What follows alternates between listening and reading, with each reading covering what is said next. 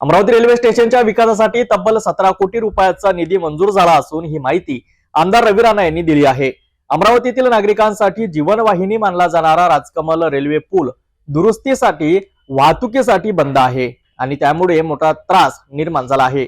याबाबत विधानसभेत प्रश्न उपस्थित करताना आमदार रवी राणा यांनी स्टेशन परिसराच्या विकासासाठी तसेच पूल पुनर्बांधणीसाठी तातडीने कारवाई होण्याची गरज व्यक्त केली। याशिवाय बिबट्याच्या वाढत्या हल्ल्याच्या पार्श्वभूमीवर रवी राणा यांनी वादग्रस्त विधान केले आहे। ते म्हणाले की बिबट्याला घरात पाळीव प्राण्यासारखीच पाळण्याची परवानगी मिळाली तर हल्ले कमी होतील, जसे बाबा आमटे यांनी वन्य प्राण्यांवर प्रेमाने प्रयोग करून दाखविले।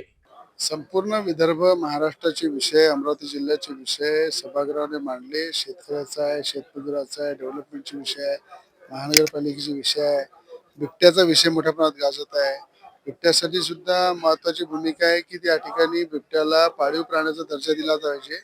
अनेकांना जे जे शक्य होत असेल त्यांना पाळू दिलं पाहिजे। त्याला लहानपणापासून जर त्याची सवय जर लागली तर बाबा आमटेंनी जसं आपल्या वनामध्ये बिबटे पोहोचले, आपण वनतारा जे डेव्हलप केलं अंबानी परिवाराने, तसं प्रत्येक जिल्ह्यामध्ये उद्योगपतीच्या माध्यमातून वनतारा डेव्हलप केलं पाहिजे, त्याला संरक्षण दिलं पाहिजे।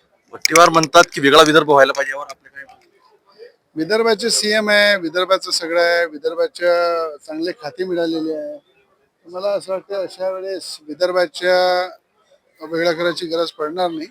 जेव्हा विदर्भाचा अनुशेषच भरून काढत आहे, विदर्भाला न्याय देत आहे, तर अशा पद्धतीनं मोठ्या प्रमाणात विदर्भाला न्याय मिळत आहे। तर विदर्भाला न्याय जर मिळाला नसता, विदर्भाचा अनुशेष भरून काढला नसता, विदर्भाला चांगले मंत्री मिळाले नसते, तर मला असं वाटतं या सगळ्या गोष्टी करायला पाहिजे होत्या। पण आता विदर्भाचेच मुख्यमंत्री आहे आणि विदर्भाला चांगले मंत्री मिळालेले आहे, म्हणून विदर्भाचा अनुशेष तसंच भरून काढत आहे। शेवटचा प्रश्न, खासदार बोंडे यांनी म्हटलं की रेल्वे स्टेशन स्थानांतरित करून त्याला अत्याधुनिक करावे, त्याचा विकास होईल, म्हणजे रेल्वे ब्रिज बंद होईल। असं काहीच नाही आहे, रेल्वे स्टेशन जसं तसंच राहील। आता 17 कोटी रुपये मुख्यमंत्र्यांनी दिले रेल्वे पुलासाठी, त्या पुलाच्या पैशाच्या माध्यमातून पुलाचं डेव्हलपमेंट होईल। पूल नवीन तयार करू, लोकांसाठी रहदारी चालू करू, कुठल्याही प्रकारचं रेल्वे स्टेशन बदलणार नाही, जिथे तिथेच राहील आणि पुलाचं काम नवीन तयार करून लोकांसाठी ते सुरू करू। शेवटचा प्रश्न, बांगलादेशी आणि घुसपेटी मोठ्या प्रमाणात देशात होत आहे आणि नौ जिहाद बद्दल कडक कायदा व्हावा, याबद्दल काय? नौ जिहाद बद्दल कडक कायदा व्हायला पाहिजे। मोठ्या प्रमाणात खोटे प्रमाणपत्र घेऊन बोगस लोक फिरत आहे, बांगलादेशी फिरत आहे महाराष्ट्रात।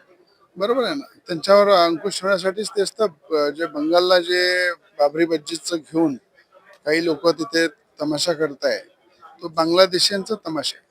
म्हणून बांगलादेशीवर कंट्रोल करण्यासाठी पूर्ण केंद्र आणि राज्य सरकार ताकदीने त्याच्यावर नियोजन करत आहे आणि मला असं वाटतं की या माध्यमातून बांगलादेशीयांचा बंदोबस्त मोठ्या प्रमाणात होईल। बांगलादेशाची घुसपेट हे होणार नाही याची आम्ही खात्री